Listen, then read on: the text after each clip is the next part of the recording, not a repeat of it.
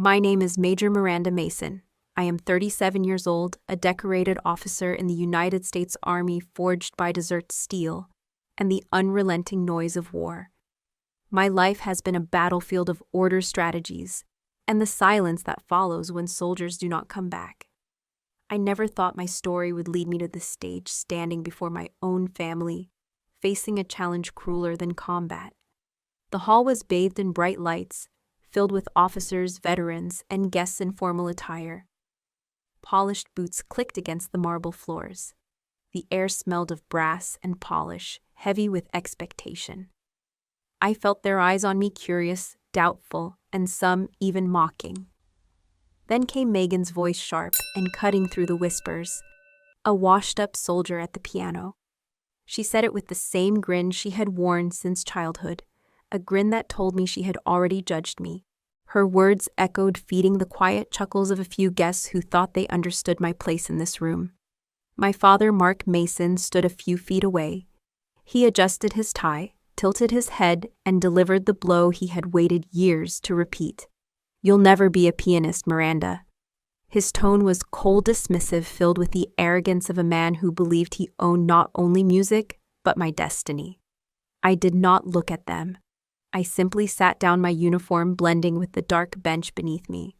My hands hovered above the keys, the same hands that had carried rifles, the same hands that had lifted wounded soldiers out of fire zones.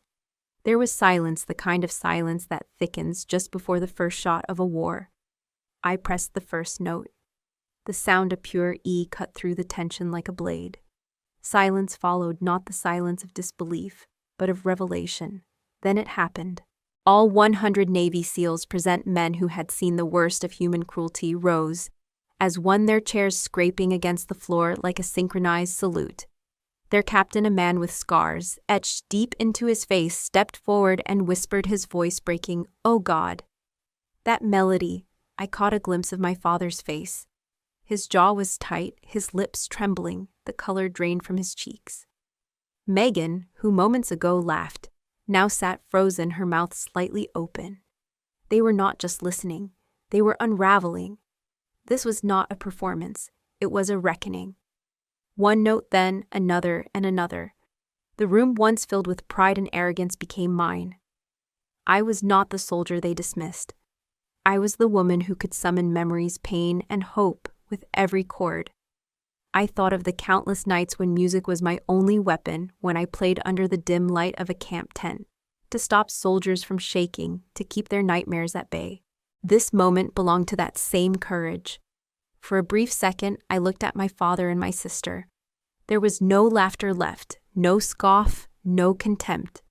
There was only the undeniable truth of sound, raw, powerful, and unshakable. I ended the phrase, letting the last note linger like smoke after gunfire. And in that silence, I knew something had shifted forever. I was once invisible, but from that moment on, every single person in this hall would have to listen. I am Major Miranda Mason. My path has never been gentle. The Army forged my mind and body, but music forged my soul. I have spent years fighting battles both on foreign soil and in the quiet corners of my own heart. I tell you this because what you just witnessed, the room of hardened SEALs rising to their feet, did not happen by chance. It happened because I learned that music is not just sound. It is a bridge between life and death, between despair and hope. There was a time when I believed my music had no place in the world my father built. Mark Mason, the man who once placed my tiny hands on ivory keys, became the very person who tried to silence me. His words, "You'll never be a pianist," were not just a casual insult. They were a verdict, one he repeated so many times that even I began to believe it. But war changes you. The battlefield strips away the falsehoods. I saw soldiers tremble, their hearts racing as infections and exhaustion tore through our camp during the Kazan 12 mission. There were no miracles, no promises of survival. All I had was an old keyboard, and the melody I had written years ago, a piece born from sleepless nights and aching memories. That melody became a lifeline. Each note was a breath, each chord a reminder that they were still alive. When the medicine ran out, when fear threatened to drown them, I played. And somehow they found the strength to hold on. This is why tonight matters. This is why I sat at that piano while my father and sister mocked me. Because that melody, the one that stopped a room of seals, is not just mine. It carries the voices of every soldier who fought to see another dawn. I looked at Captain Ford as he whispered, "Oh God, that melody." I saw the tears well in his eyes.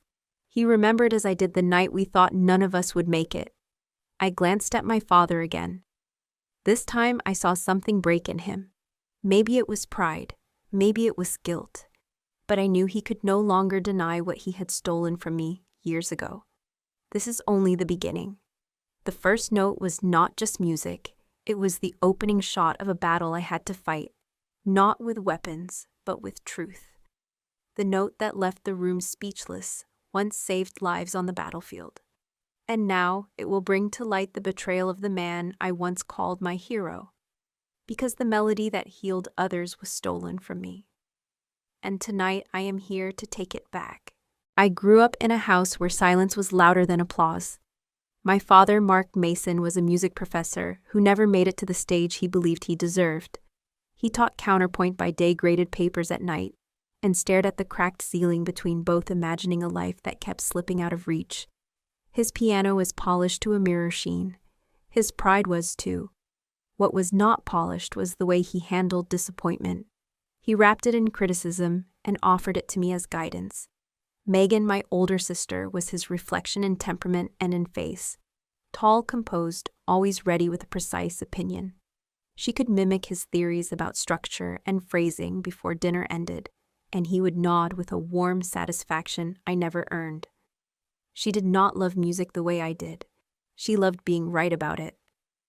That was enough for him. I was 12 when I played the first piece that felt like mine, even though it was Chopin on the page. I remember the way the right hand floated over the melody, while the left anchored it, the way a slight delay on the dominant made room for breath. I remember the way the sound curled back toward me, like it trusted me. My father stood behind me, hands clasped, watching every finger. When I finished, the room stayed quiet for 3 seconds. Then he said it. "You will never be a pianist, Miranda. Not because you are not talented, but because talent without obedience is waste." He meant obedience to him, to his rules, to his limitations. That sentence lodged somewhere in me. It did not break me, it calibrated me. I learned to stop asking him to listen. I learned to play when the house slept, to write melodies in pencil and hide them in geometry books. Megan would smirk when she caught me composing. "Dad sees through pretenders," she would say, and she was sure she was offering me a kindness by delivering his judgments early. Still, there were nights he would stop by my door and linger, thinking I did not notice. I could hear him breathing, hear his sleeve brush the door frame. That was the strangest part. He loved music enough to hear what I could be. He feared failure enough to make sure I never got there without him. That tension defined our home love, braided with envy, teaching braided with theft. He would praise Megan for her essays on aesthetics. He would mark my scores with red ink for dynamics he could not feel. When I enlisted, he called it a waste. When I was commissioned, he called it a detour. When I was deployed, he sent me a single-line email. "Try not to forget the piano." I did not forget. I packed the memory of his sentence with my uniform. I carried it into a world where men bled out on sand, where music had nothing to do with applause, and everything to do with keeping a heart from racing off a cliff. The first time I wrote something of my own, truly my own, I did what daughters do when they still believe their fathers can protect them. I sent it to him. That choice would cost me more than any battlefield. But that is later. For now, I was 12 again, hearing the verdict that would follow me from the practice room to the front line. "You will never be a pianist." My hands disagreed. My life would teach them how to prove it. The desert was not supposed to echo with music, yet it did. We called it Khe-Sanh 12, a forward operating site, carved out of dust wire and stubborn belief. It started with a cough in one tent and spread like a rumor no one could shut down. The pharmacy shelves ran dry. We rationed antibiotics, then painkillers, then saline. Men who could sprint under artillery fire could no longer climb from cot to cot without gasping. Their eyes searched for certainty. We did not have any. On the fourth night, after 2 body bags and a third soldier delirious from fever, I did something I had not planned. I brought in a cheap keyboard from a supply crate, labeled recreational. It was out of tune on the lower and stiff on the top like old ivory that forgot it was supposed to sing. I wiped it down with alcohol pads and plugged it into a generator that coughed worse than the men. The medics gave me the kind of look you give someone who just announced they will pray the bullets away. I understood. Then I asked them to trust me. I chose a key that sat comfortably in the breath. E, not too sharp, not too warm. I matched the tempo to the rise and fall of one soldier's chest. Inhale for 2 counts. Hold for 1 exhale for 4. Over and over. I wrote a counterline above it, soft and repetitive, like the hand a mother places on a back at 2 in the morning. I told them to follow me. Some tried. Some cursed. Some cried. After 20 minutes, blood pressure stabilized in 2 of the worst cases. Respiration normalized in 3. The medics started keeping time on clipboards, nodding silently with each exhale that struck the downbeat. Someone fell asleep, really asleep, the first real sleep in days. A young corporal woke up and asked who turned off the helicopter sounds. There had not been any helicopters. Only fever fear, and now a melody cutting through both. That is when I understood it. Music was not decoration. It was triage for the spirit. It organized panic. It gave the body something mathematical to trust when biology was failing. The men stopped shaking when the second motif entered because their minds found a pattern to hold on to. The worst of them, a senior petty officer with tremors so violent, he bit through his lip, began to breathe with the lower line. He mouthed the counts. He said thank you without sound. When the contagion passed and the medicine caught up, Colonel Ford wrote in his after-action report that my intervention with the keyboard contributed to controlling group panic and stabilizing respirations during critical shortage. It was the most clinical way to say something that felt like a miracle. I kept the keyboard. The keys were sticky from sweat and tears. I cleaned it and wrapped it like a weapon. From that point forward, the melody was no longer mine alone. It belonged to the men who survived those nights. It belonged to the nurses who counted the beats on their fingers when machines went dark. It belonged to the ones we could not keep, the ones whose last seconds were measured not in pain, but in steady rhythm. I guarded it fiercely. I did not know yet that I would have to fight my own father to keep it. I only knew that if anyone ever tried to take that music away, they would be stealing more than notes on a page. They would be stealing proof that in a place where nothing was certain, we found a way to breathe together and live. The melody that had carried us through those fevered nights would not let me sleep either. Back at the base, when operations slowed and the desert winds quieted down, I spent my evenings sketching it out. I called it Nocturne for those who don't sleep. It was more than notes. It was a memory written in minor chords and aching intervals. Each line had its own story, each pause, a breath taken by a soldier who refused to give up. I wrote it with a kind of urgency, as if finishing it would somehow make all the pain we had endured mean something. But when I read it over, I felt I was missing something. Not technically, but emotionally. My father, for all his flaws, had an ear for nuance. Part of me, a naive part that still wanted his approval, thought he would help me bring the Nocturne to life. One evening, I scanned the handwritten score and attached it to an email. I wrote, Dad, I'd like your feedback. This piece means a lot to me. It kept people alive when there was nothing left to hold on to. I think you'll understand what I was trying to say. I hit send before I could overthink it. He replied in 2 lines the next day, promising.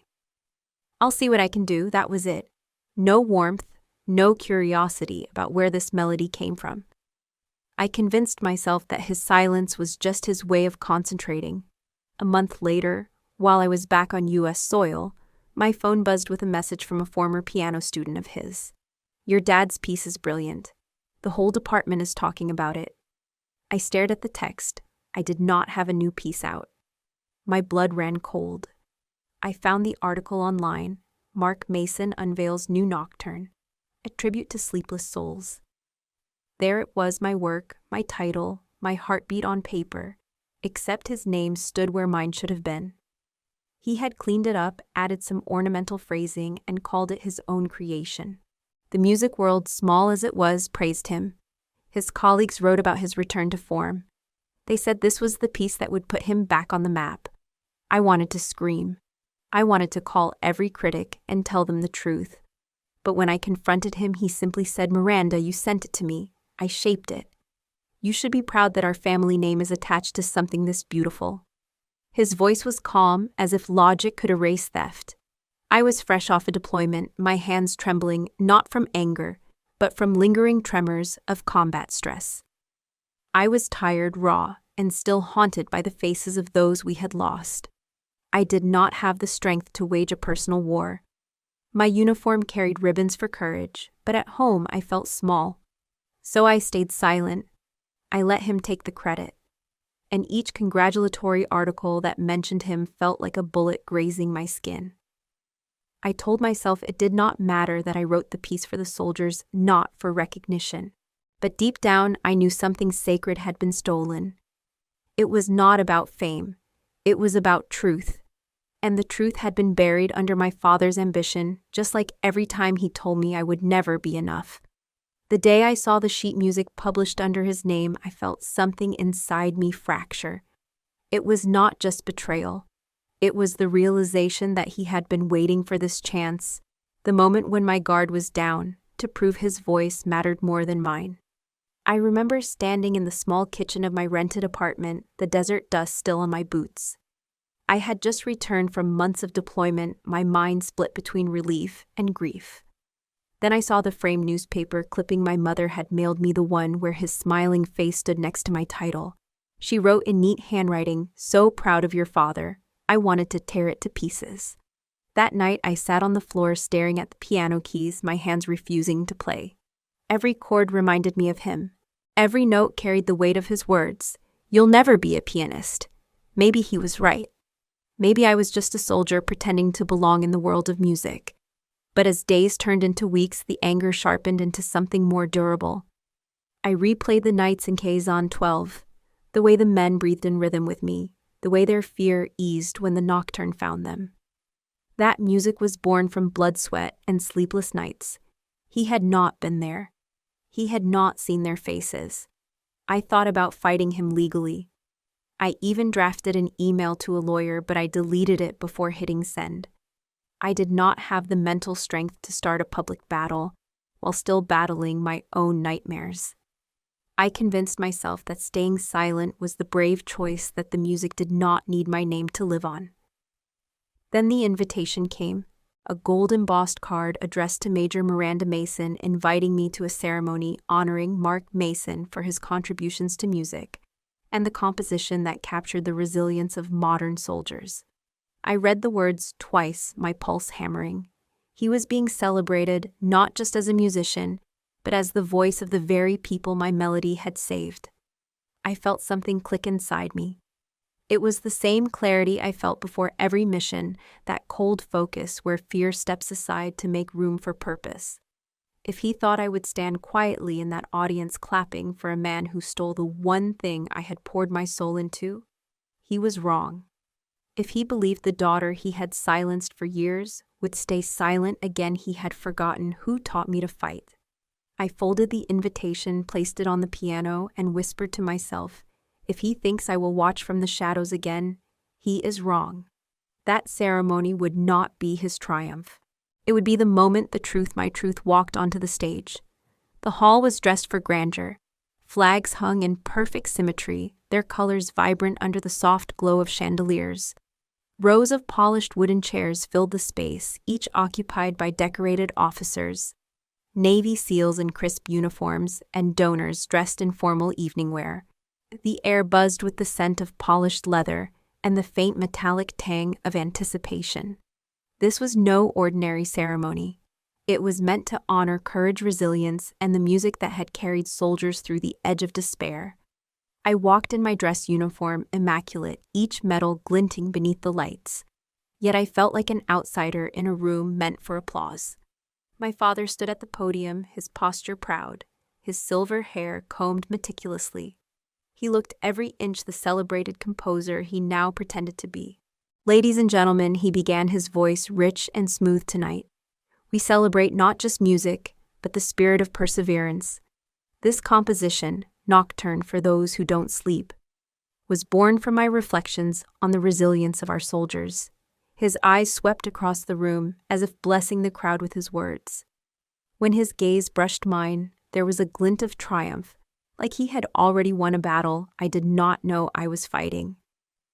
I sat silently, my hands resting on my lap, fingers curling into fists beneath the white gloves. Each word he spoke was a knife twisting deeper. He described how he imagined the pulse of soldiers under duress, and how he translated their bravery into melody. He was painting a portrait of himself as the savior of a world he had never stepped foot in. Megan sat beside him, her smile practiced and sharp. When the crowd applauded, she glanced back at me with that same smirk she had worn when we were children, as if to say, "This is his stage, not yours." Inside, I felt heat crawl up my spine. I remembered the coughing fits in Kazan 12, the way the nocturne grew out of desperation, out of fear, out of love for my men who clung to life by a thread. He was speaking as though he had lived those nights, when in truth he had only stolen them. I wanted to stand up. I wanted to shout the truth, but I stayed still. There would be a better moment to act, and I would seize it. I could feel the weight of my soldiers' eyes on me from across the hall. Some of the SEALs I had served with were here lined in perfect formation, their faces serious, but their presence loud enough to steady me. I looked up at my father one last time. He was lost in his own praise, the applause feeding his ego like fuel to a flame. He had no idea that the silence brewing within me was not defeat. It was strategy. When the speeches concluded, the host of the ceremony stepped forward. To honor this extraordinary composition, he announced, "We will now hear a live performance." My heart pounded. I had not been told there would be a performance tonight. My father, smiling with the confidence of a man who thought he owned the moment, approached the grand piano placed at the center of the stage. Before he could sit, a voice cut through the quiet. Major Mason Colonel Ford said from his seat near the front row. His voice carried the authority of a commander and the warmth of a man who knew what that melody meant. "Would you do us the honor of playing this piece? After all, you were the one who played it for my men in Kazan 12. The room turned toward me. My father froze mid-step, his face betraying a flicker of unease. Megan leaned toward him, whispering something with a chuckle, then turned to me with a voice dipped in venom. "You please. You're just a soldier past her prime." Her words hit the room like a slap, drawing a few uneasy murmurs. My father's voice followed, calm but dismissive. "Miranda, these people came to hear a pianist, not a soldier pretending to be one." I rose slowly. The tension in the air tightened like a drawn bowstring. I looked at Colonel Ford, at the men who had once laid in fevered silence, while I played the only notes I could muster. I owed them this moment. "Let her play, Ford," said again, his tone leaving no room for debate. I walked past my father, my boots clicking against the stage floor. His expression was frozen between anger and disbelief. Megan laughed under her breath, shaking her head like she already knew I would fail. I sat down at the piano. My hands hovered above the keys. I felt every gaze on me, every doubt, every whisper. My heart slowed to match the rhythm I had once taught the soldiers. Inhale. For 2, hold. For 1, exhale. For 4. Then I pressed the first note. Silence followed.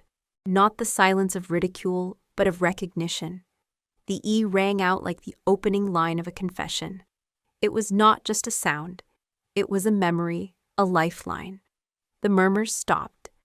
The entire hall seemed to exhale. The melody flowed from my fingers like water breaking through a dam. Each note carried the weight of sleepless nights, of whispered prayers under a starless sky. I closed my eyes and let my hands guide the room through the same journey I had taken with my men. The SEALs shifted in their seats. One by one they stood up as if drawn by an invisible thread. 100 men, battle-hardened and scarred, now stood at attention, their eyes fixed not on the stage, but on the memory this music pulled from them. The captain's breath caught audibly. "Oh God," he whispered, his voice trembling. "Oh God, that melody." I glanced up briefly, just enough to see the ripple of emotion spreading through the crowd. Some donors wiped their eyes, confused by the sudden lump in their throats. Others simply stared, spellbound. The music had found them all, but the most telling reaction was my father's. He sat frozen, his jaw tight, his face pale. He recognized what he was hearing. He recognized the nuances, the details, the subtle heartbeat I had woven into the piece, details no one but the true composer would know.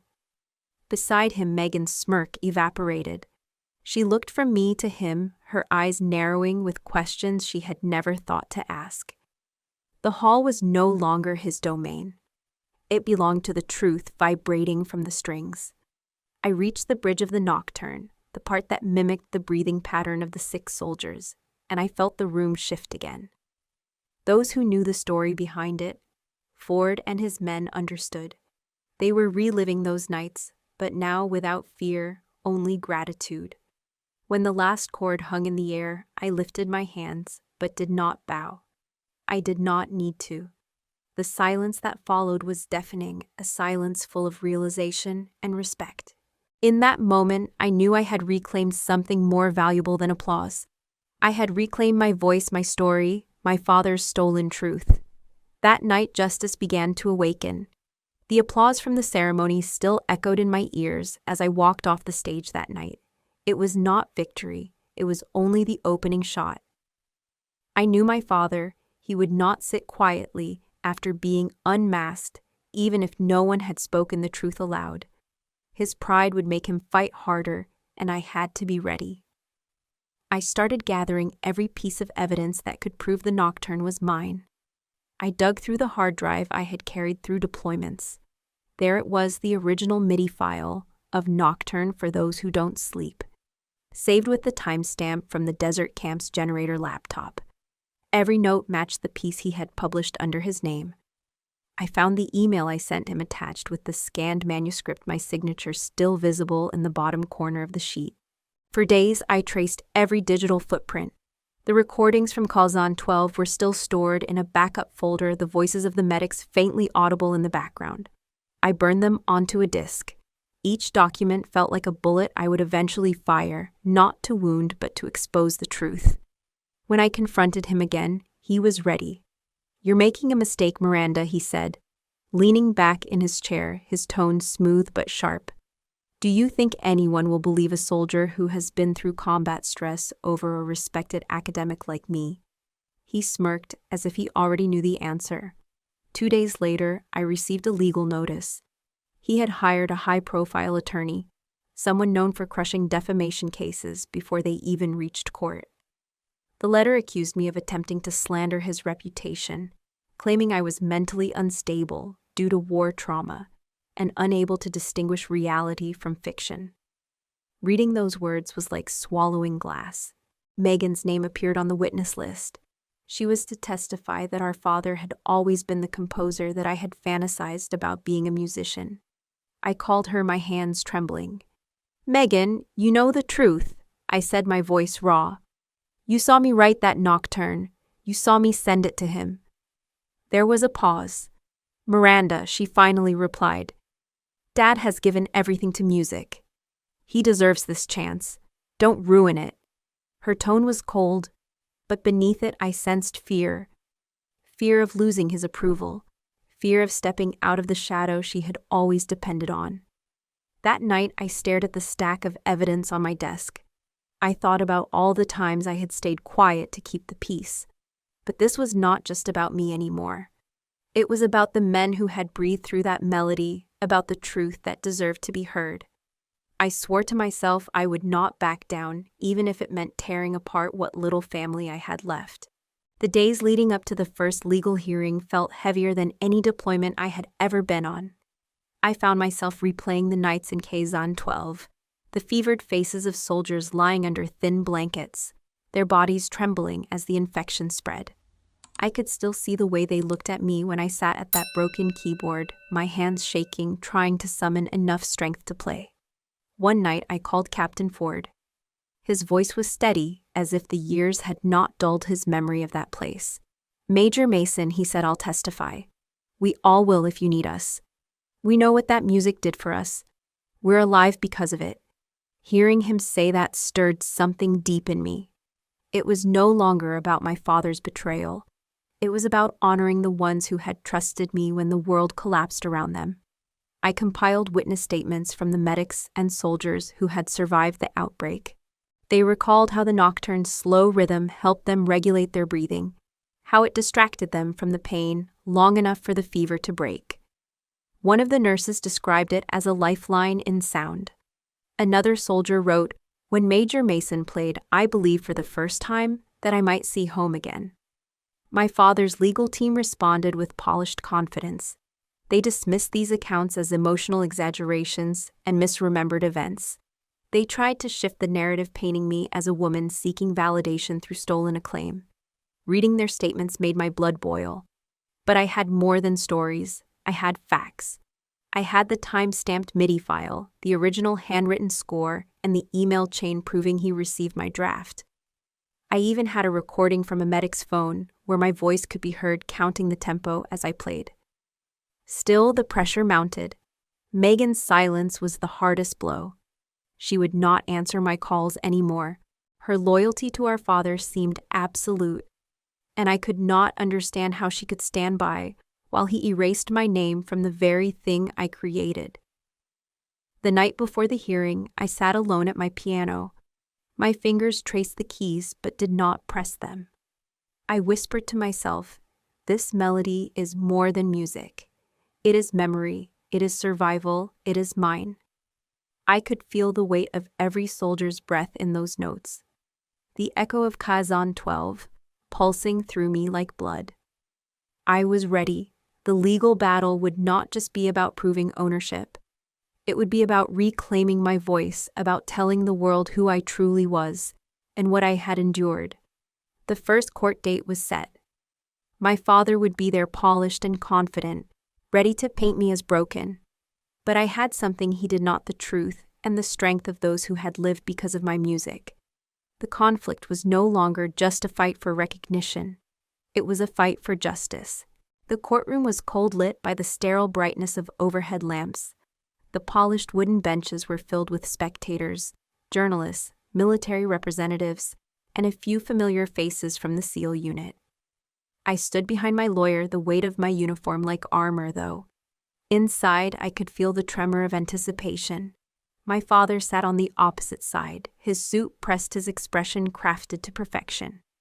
His lawyer, a tall man with a predatory calm, opened with a statement designed to cut me down before I could speak. "Ladies and gentlemen," he said, "what we have here is not theft, but confusion. My client, Professor Mark Mason, is a respected composer. His daughter, though undoubtedly brave in her military service, suffers from post-traumatic stress. She has misremembered events, and now believes she wrote a piece of music that, in truth, was entirely her father's work." Every word made me clench my jaw tighter. My father nodded along his face, arranged in solemn disappointment, as if I were the one tarnishing the family name. Then they unveiled their evidence, a printed manuscript bearing his annotations. Backdated emails they claimed proved he had begun the composition months before I sent him my file. It was a carefully constructed lie, designed to undermine my credibility. When it was my turn, I rose slowly. My lawyer handed me the flash drive, containing my proof. I approached the judge's desk, my boots echoing against the tile floor. "This," I said, my voice steady, "is the original MIDI file of Nocturne for Those Who Don't Sleep, saved on a military-issued laptop during the Kazan 12 mission. It carries a timestamp, a digital fingerprint that predates any document my father has shown." The judge leaned forward as the technical expert plugged the flash drive into a computer. The screen lit up with my file, the metadata scrolling down. "Date created April 17th, 0200 hours UTC," the expert read aloud. My father's lawyer stiffened, but I wasn't finished. I also have this, I said, producing a small recorder. A field recording from the medical tent. You can hear the men breathing in time with the melody, and you can hear my voice counting, guiding them through each measure. The recording played, filling the courtroom with the faint hum of the keyboard, the labored breathing of soldiers, and my own voice saying 2, hold, 4, again. A silence swept across the room. The spectators shifted uncomfortably, some wiping their eyes. My father looked down at his hands, his mask cracking for the first time. I felt no triumph, only a grim clarity. I had not come here to humiliate him, but the truth was stripping away every illusion he had built. Then, just when I thought the silence might settle like dust, Megan stood up. My heart skipped a beat. She had been silent for weeks, aligned with my father, ready to testify against me. But now her hands trembled as she pulled a small USB drive from her purse. "Your Honor," she said, her voice shaking, "I have something to add." The courtroom stirred. My father's lawyer tried to object, but the judge raised a hand. "Proceed." Megan walked forward, each step heavier than the last. She did not look at our father. Her eyes found mine, wide and uncertain, but filled with something I hadn't seen since we were children, courage. "This USB," she continued, "contains a scanned copy of Miranda's original handwritten score. I saved it on my laptop years ago, the night she sent it to Dad. I didn't think much of it then. But I can't keep pretending." I felt my breath hitch. Megan had always been the loyal one, the perfect daughter who echoed our father's every word. For her to stand here defying him meant the cracks in his lies had reached her heart too. The judge examined the files from her USB. My father's face turned pale, his hands gripping the edge of the table as if it were the only thing keeping him upright. "Megan," he said, his voice raw. "You don't understand, no, Dad," she cut him off, her voice breaking. "I do understand. I've been quiet all my life, but this is wrong. Miranda wrote that music. I saw her write it. I saw her send it to you." His mouth opened, but no words came out. He looked smaller somehow, as though the truth had shrunk him, pulled him down from the pedestal he had built for himself. The spectators whispered among themselves. Some looked at me with sympathy, others with awe. My lawyer placed a reassuring hand on my shoulder, but I kept my gaze on Megan. I gave her the smallest nod of gratitude. The final moments of the hearing felt like the slow roll of a storm about to break. The judge reviewed the evidence, flipping through pages and digital files with careful deliberation. The courtroom was silent except for the faint hum of the overhead lights. When the verdict came, it landed like a weight lifted from my chest. The court recognizes Major Miranda Mason as the sole author of Nocturne for Those Who Don't Sleep. All royalties and associated rights are to be transferred to her name. Additionally, by the request of Major Mason, a portion of these funds will be directed toward a foundation supporting veterans' rehabilitation programs. Applause erupted softly, starting with the SEALs in the back row. Some of them stood saluting me with quiet pride. My father sat motionless, his face a mixture of disbelief and something far more fragile, regret. I approached him after the ruling. For years I had waited for an apology that never came. Now I did not need it, but I wanted to hear it once, even if it was whispered. He looked at me, his eyes wet, his voice hoarse. "Miranda, I'm sorry. I let my fear of being forgotten drive me to hurt you. I don't expect forgiveness, but I needed you to know that." I held his gaze, my own heart conflicted. I could see the man who once placed my hands on the keys, teaching me my first scales. "This isn't just about me," I said quietly. "It's about the truth. And now, it's done." Megan stepped closer, her hand brushing mine. "I should have spoken up sooner," she murmured. I nodded, understanding that this moment was as much her liberation as mine. As I left the courtroom, I felt lighter, as though the weight of years had been peeled away. But I also knew this was not the end. It was the beginning of something bigger, a chance to use this music, this story, to heal more than just myself. That day, justice was not just declared, it was felt. The verdict did not end the story, it detonated it in public. Opinion columns multiplied overnight. Some writers called my father a thief who preyed on the gifts of his own child. Others, more careful or more sentimental, argued that he was a broken man who panicked at the thought of dying in obscurity. They asked if the court of public empathy should weigh as heavily as the court of law. A talk radio host framed it as a generational war between a daughter shaped by combat and a father shaped by academic failure. Comment sections became battlegrounds. Was forgiveness a virtue or a luxury? Did trauma excuse deception? Did achievement justify cruelty? People debated me as if I were an allegory, not a person. I refused every interview. I did not go on television to cry or to rage. I issued one statement written in precise, unemotional language.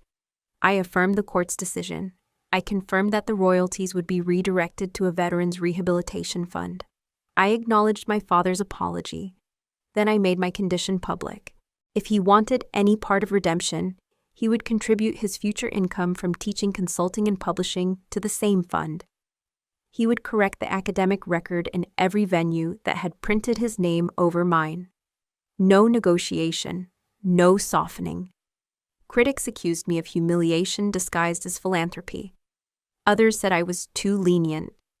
They wanted me to ruin him. I understood both impulses. I chose neither. What I chose was structure. Pain without structure curdles into vengeance. Justice with structure becomes repair. Privately, my father wrote to me. The email was long, uncharacteristically vulnerable. He admitted he had watched my career with a mixture of admiration and terror. He said the day I sent him the nocturne, he felt like a ghost. He panicked. He tried to claim it as proof that he still mattered. He said he would comply with every condition and more.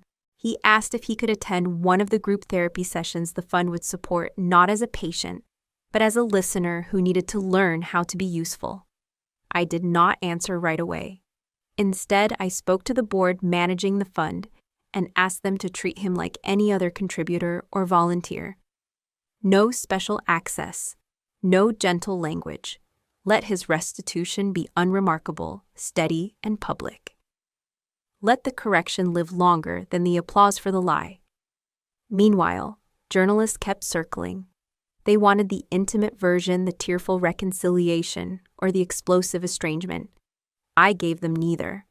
My silence began to irritate them. That was fine. The truth had already been printed in the only place that mattered, the ruling and the ledger of the fund. The first disbursement went to an underfunded clinic specializing in trauma-informed music therapy for veterans with respiratory comorbidities, many of whom could barely sleep without mechanical support. The director sent me a note that said simply, "Your nocturne will be taught here as a protocol, not a performance." I read it twice and felt something in me finally loosen. At a small community forum, a woman stood up and asked me if I could ever really forgive him. I told her forgiveness was not the currency I traded in anymore. Accountability was. I said I was not God, not a saint, not a judge beyond the one who signed the order.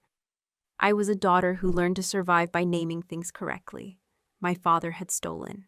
Now he was paying. Whether he could one day be whole was his work, not my burden. The debate would rage on with or without me. But from that moment forward, the center of gravity shifted away from spectacle and toward the fund's work. That was the point. I had not fought to win applause or to make sure my father lost everything. I fought to make sure what was taken from me would be converted into something that could not be taken from others. Access treatment proof that art can keep people alive when medicine is late. Megan showed up at the foundation office on a Tuesday morning without makeup and without the practiced composure she wore like a suit of armor. She asked for a volunteer form. She did not ask to sit on the board or to claim expertise. She asked where the filing cabinets were and how the intake system worked. For the first month, she sorted receipts, logged donations, and answered phones.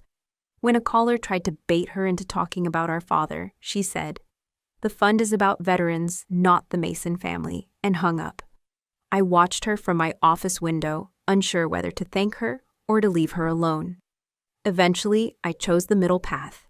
I sent her a short note, "I see you. Keep going." She slipped it into her wallet and never mentioned it.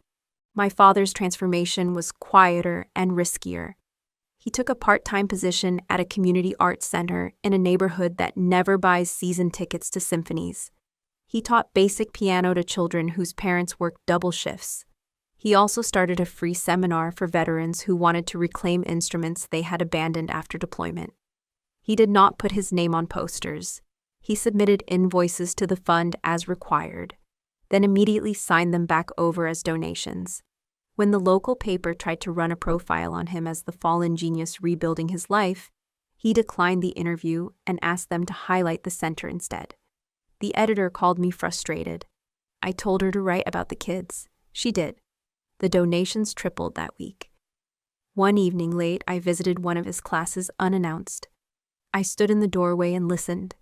He was teaching a middle-aged Marine how to keep a steady left hand, while the right played a 4-note melody. The Marine kept apologizing for his mistakes. My father said softly, "Mistakes are proof you're trying to speak again. Keep speaking." The words caught in my chest. They were the words I had needed when I was 12. He had finally found them decades too late. Still, they were true. After class, he saw me. He did not approach. He waited for me to decide. I walked to the edge of the piano, rested my hand on the lid, and said, "The fund received your last transfer. Thank you." He nodded. "If you ever need someone to tune the instruments at the clinic, I can do that. Quiet work suits me now." I said I would let the staff know. We stood in an honest silence, not the cold kind we grew up with, but the kind that acknowledges damage and leaves room for repair. Megan kept climbing not to power, but to purpose. She developed a small program inside the fund that paired young composers with veterans' narratives under strict ethics guidelines to prevent the kind of theft our family had lived through. She wrote those guidelines herself: consent, credit, compensation, and community review. When a donor praised her brilliance, she corrected him. "It is not brilliance. It is debt repayment. Redemption is not a banner you wave. It is a spreadsheet reconciled at the end of every month. It is a class taught in a room that smells like cheap soap and hope. It is a sister alphabetizing intake folders until midnight." People wanted a cinematic embrace, a triumphant family reunion. What they got instead was steady work. That is how adults make amends. By the end of the year, the Nocturne had paid for 5 new therapy programs, 2 research studies on respiratory regulation and music, and a scholarship for veterans pursuing creative arts degrees. My father's name appeared beneath mine on a single document, a published correction in the academic journal that first printed his lie. He requested that placement. The editor asked me if I approved. I did. Let history show it exactly as it happened. One night, as I closed the office, Megan sent me a text: "Dad is tuning the clinic's upright tomorrow. Do you want to be there?" I stared at the screen for a long time. Then I typed, "No, but tell him the A above middle C is drifting sharp." She replied, "He already noticed." I smiled, locked the door, and stepped into the quiet street. The melody that once broke a room into silence now funded the rebuilding of lives. That was the only ending I ever wanted. I sat at the upright in the group therapy room, the one my father now tuned on Thursdays. The walls were soft blue, the kind chosen to make breathing easier. A whiteboard listed the week's goals: regulate, reframe, reconnect. A dozen veterans circled the piano in folding chairs, their bodies telling different versions of the same story. Stiff shoulders, cautious eyes, hands that flexed when the room grew too quiet. I placed my fingers on the keys and felt the wood vibrate under the weight of what the melody had become. "This is the piece we used in Kazan." 12, I said, my voice level. "It is not here to stir your trauma. It is here to give your breath something to hold." I asked them to listen to the first bar. Then I asked them to breathe with it. Inhale for 2, hold for 1, exhale for 4. Again, again, again. The room shifted as bodies found rhythm. Panic is noise. Music, when you use it carefully, is structure. I began the Nocturne not as a performance, but as a protocol. The lower registers settled first, setting the pace. The right hand floated not to impress, but to soothe. A sergeant with a scar running through his eyebrow closed his eyes and counted silently on his fingers. A Navy corpsman pressed his palm over his chest and unclenched his jaw. Across the circle, a woman who had not spoken in 2 sessions lifted her head for the first time and watched my hands like she was reading a language she almost remembered. Captain Ford sat near the back, arms folded not as a commander, but as a witness. When we reached the bridge, the breathing pattern encoded into melody, his eyes glistened. After we finished, he said quietly, "I remember the night we learned to breathe together. I remember thinking we might see morning if we could just follow you for one more measure." His voice broke on measure. He cleared his throat, sat back, and listened to the air settle. I told the group what I had learned the hard way. Music is not here to win. It is not here to prove anyone wrong. It is not here to make heroes. It is here to heal one regulated breath at a time. It is not revenge. It is repair. Heads nodded, not because the line was beautiful, but because it landed where it needed to. When the session ended, a young Marine approached me and asked if he could have a copy of the left-hand pattern to play on a cheap keyboard in his garage. I printed it from the clinic computer and wrote, "Start where you can. Tempo is a promise, not a race." He thanked me, folded the paper with the care of a field map, and slipped it into his wallet. I packed the sheet music, pressed the piano lid down gently, and looked around the room. No applause, no ovations, only the meaningful quiet of people who had made it through another hour. That is the legacy I wanted, not fame, not vindication, but rooms like this where a melody turns fear into something you can count and survive.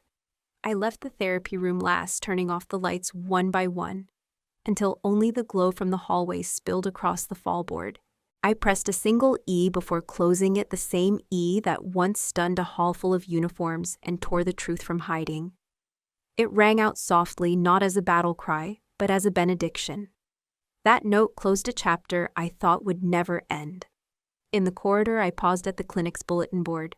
Flyers for breathing workshops, legal clinics, music therapy schedules, and Megan's ethics guidelines for collaborative composition were pinned in neat columns. At the bottom was a note in a child's handwriting. "Thank you for helping my dad sleep." There was a crayon drawing of a keyboard under it, the keys slightly uneven but all present. I smiled. Completeness does not require perfection. I stepped outside into the cool evening.